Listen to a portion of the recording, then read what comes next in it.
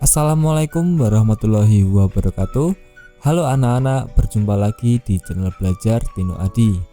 Pada kesempatan kali ini kita akan melanjutkan pembelajaran yaitu tema 7 tentang peristiwa dalam kehidupan, subtema 1 peristiwa kebangsaan masa penjajahan, pembelajaran ketiga untuk kelas 5 semester 2. Jangan lupa anak-anak berdoa terlebih dahulu sebelum menonton video ini.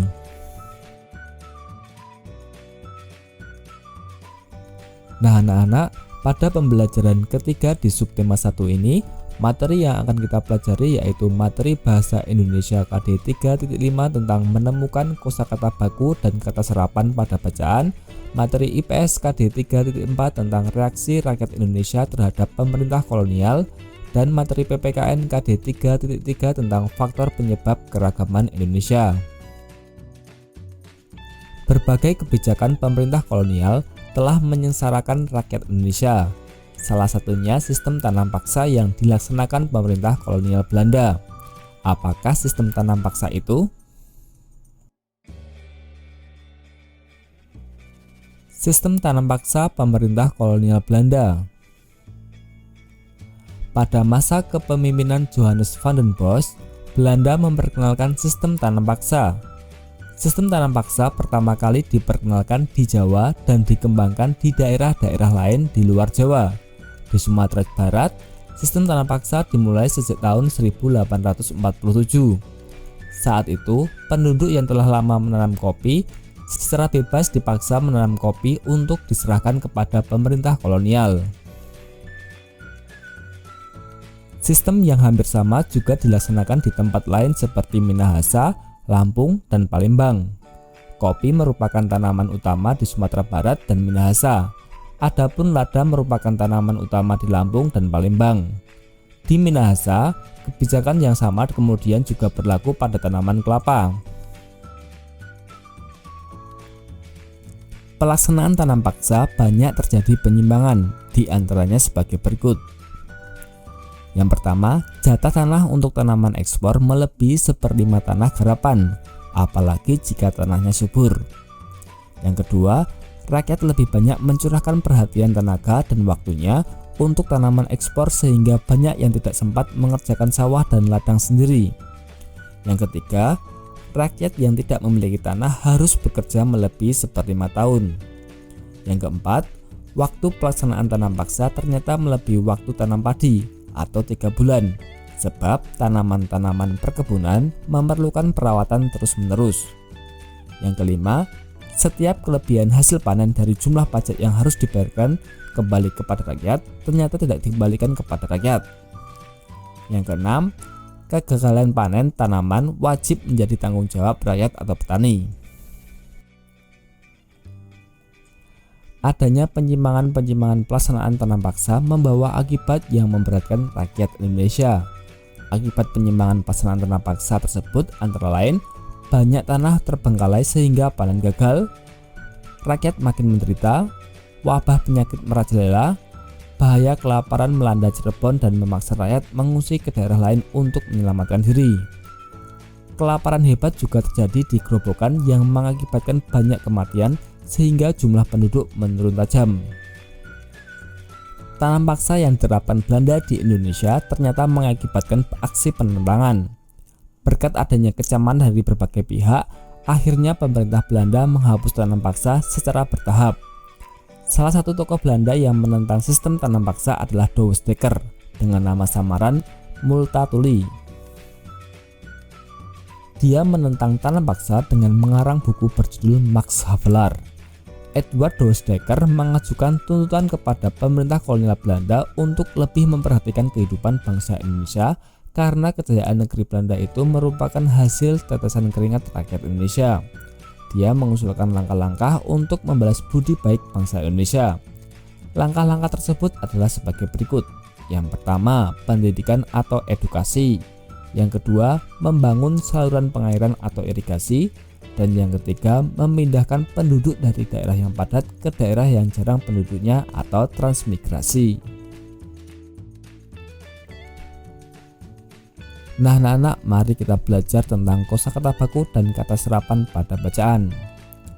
Kata baku merupakan kata yang penulisannya sesuai dengan kaidah bahasa Indonesia dan pedoman umum bahasa Indonesia atau PUEBI. Kata serapan merupakan kata-kata yang berasal dari bahasa asing kemudian diserap ke dalam bahasa Indonesia dan telah diterima secara luas oleh masyarakat umum.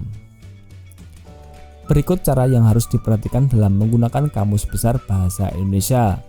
Yang pertama, pilihlah sebuah kata dari daftar kosakata barumu, misalnya pilar. Yang kedua, bukalah kamusmu. Carilah daftar yang dimulai dengan huruf P. Setiap kata pada kamus selalu diurutkan berdasarkan urutan abjad. Yang ketiga, dalam daftar kata yang berawalan huruf P, carilah daftar nama yang dimulai dengan Pi. Yang keempat, carilah daftar kata yang dimulai dengan pil. Dan yang kelima, kata pilar akan kamu temukan di antara kata-kata tersebut. Reaksi rakyat Indonesia terhadap pemerintah kolonial. Menjelang kedatangan bangsa Eropa, masyarakat di wilayah Nusantara hidup dengan tentram di bawah kekuasaan raja-raja. Kedatangan bangsa-bangsa Eropa di Indonesia mula-mula disambut baik oleh bangsa Indonesia. Namun, lama-kelamaan rakyat Indonesia mengadakan perlawanan karena niat jahat bangsa-bangsa Eropa itu mulai terkuak dan diketahui oleh bangsa Indonesia.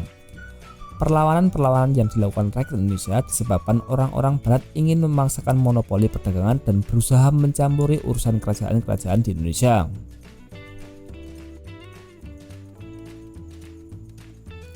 Peristiwa perlawanan terhadap Portugis. Yang pertama, perlawanan di Aceh. Setelah Malaka dapat dikuasai oleh Portugis pada tahun 1511, terjadilah persaingan dagang antara pedagang-pedagang Portugis dan pedagang di Nusantara.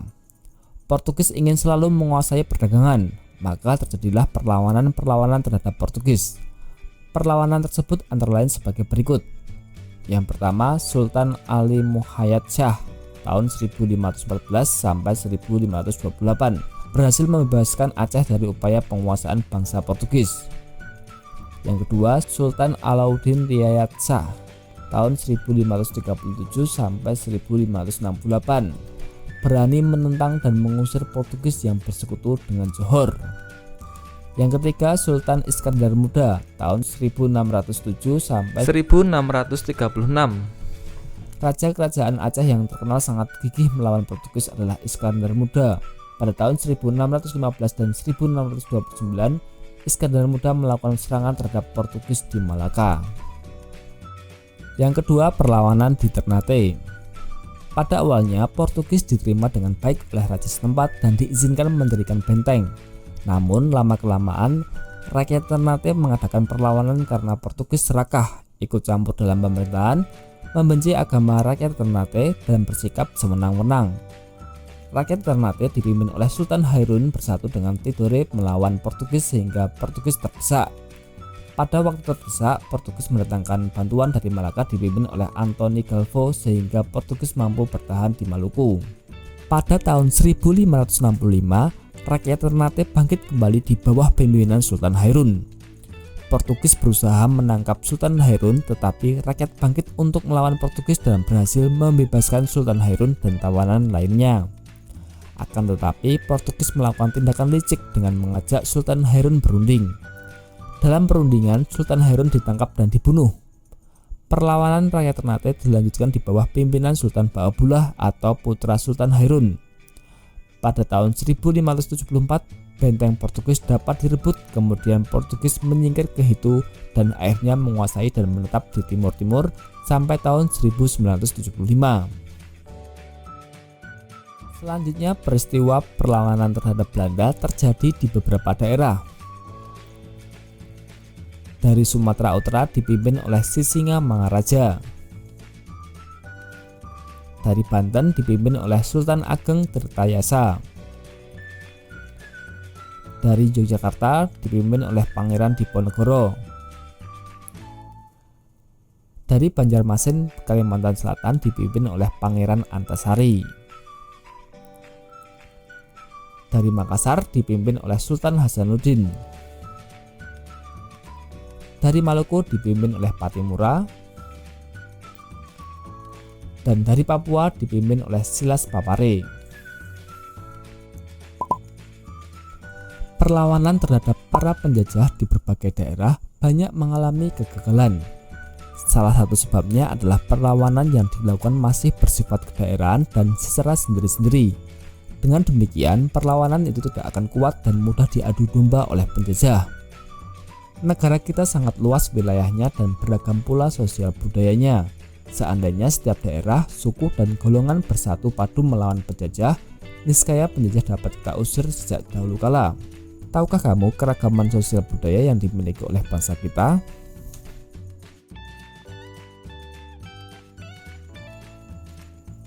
Keragaman sosial budaya di Indonesia.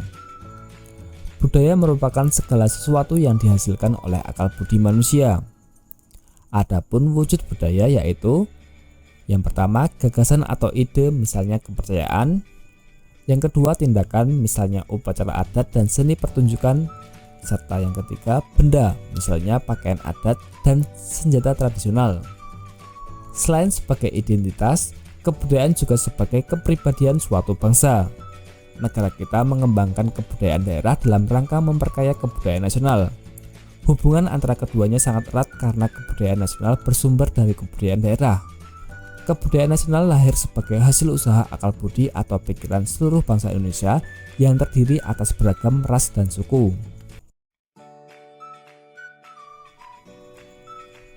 Faktor penyebab keragaman bangsa Indonesia. Indonesia merupakan negara kesatuan yang masyarakatnya majemuk. Bangsa Indonesia terdiri atas beberapa suku bangsa yang menyebar dari Sabang atau ujung Sumatera Utara sampai Merauke atau ujung Papua.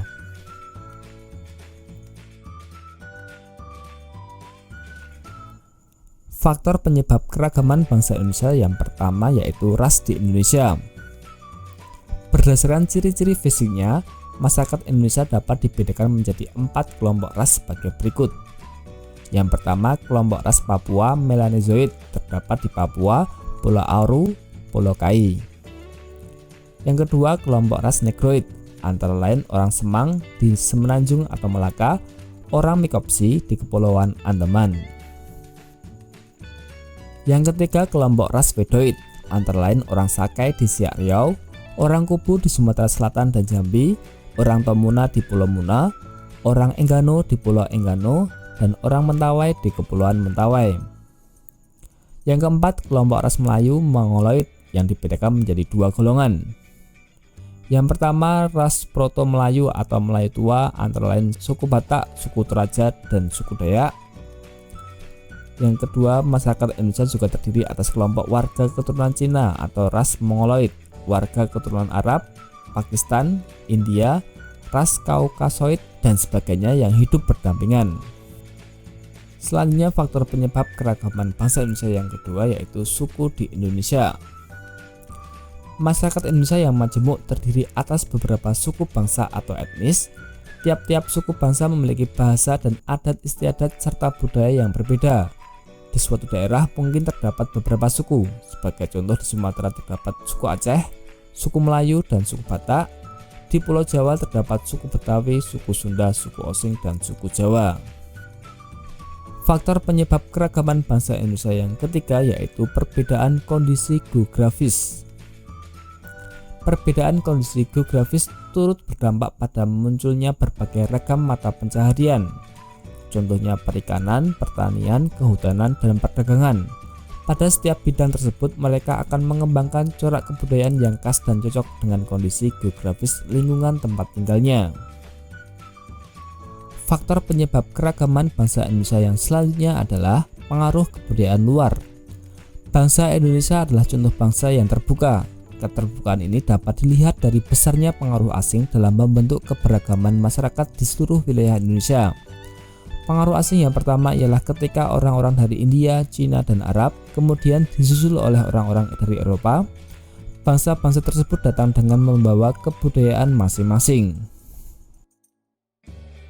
Nah, itulah pembelajaran ketiga di subtema 1 di tema 7. Semoga bermanfaat. Tetap semangat belajar karena ilmu tidak datang sendiri tetapi harus dicari. Sampai jumpa lagi dan terima kasih. Wassalamualaikum warahmatullahi wabarakatuh.